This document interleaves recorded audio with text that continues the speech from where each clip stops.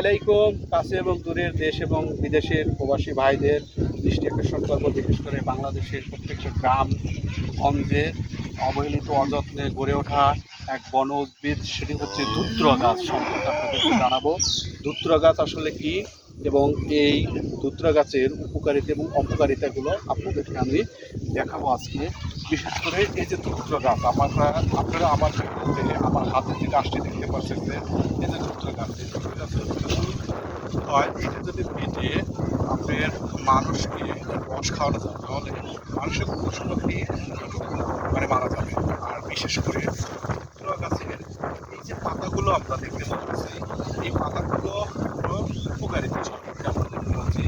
এই পাতাগুলো আমাদের বিভিন্ন রোগ প্রতিরোধের ক্ষমতার ক্ষেত্রে বৃদ্ধি করে, বিশেষ করে যাদের হচ্ছে মাথার টাক আছে, চুল